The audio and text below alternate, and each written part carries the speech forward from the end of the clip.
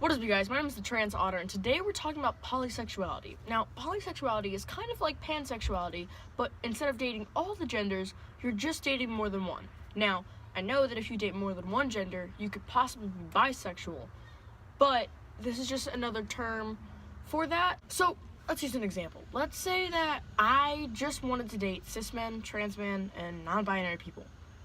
I would probably identify as polysexual because I'm dating more than the two genders of bisexuality, but I'm not wanting to date all of them like pansexuality.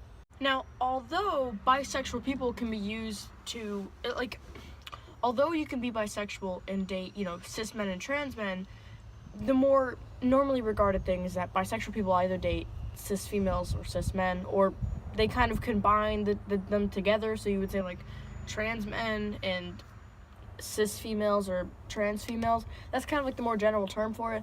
Polysexuals, regarded as a community whole, is normally used for people who regard the third gender, which would be transgender or non-binary or anything like that. So polysexual is kind of the more inclusive to everybody, but I'm not saying that bisexuality isn't. The polysexual flag is pretty interesting. It's got some pretty interesting colors. It is pink, green, and blue.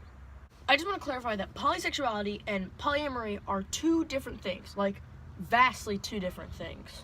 Polyamory is whenever one person wants to have a polygamous relationship with multiple people. So like if I was dating 5 people consensually who all knew that the other people were in the relationship, 5 people who all knew about each other, that would be a polygamous relationship. And I will talk more about that in the later video. But polysexuality just means that I had the option to date more, like, different types of genders-ish. I don't know how to explain that. Polysexuality is different because it's a monogamous relationship, which means I have the option to date trans men, cis men, non-binary people, gender fluid people, any of those people. But I'm only dating one of them. That's monogamy versus polygamist.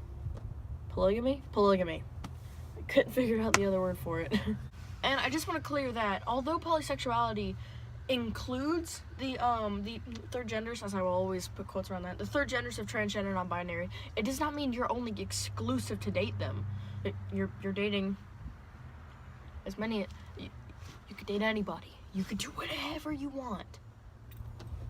Now, another thing, if you are bisexual and you really only like the two genders of cis men and cis females, you can still self-identify as polygamy.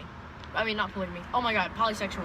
You can still identify as being polysexual because you're dating more than one gender. Well, you have an attraction towards more than one gender. So, of course, as you may have guessed, the polysexual flag, the pink stands for the females, the green stands for the gender, agender people, all the people in between, all the wonderful people in the world, like transgender people, stuff like that. And then blue stands for, of course, the men.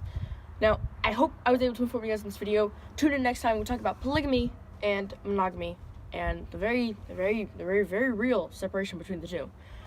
And the controversial topic on if they should be included in the LGBT community or not. We're still going to talk about it because I don't see why anyone should not have a conversation about that.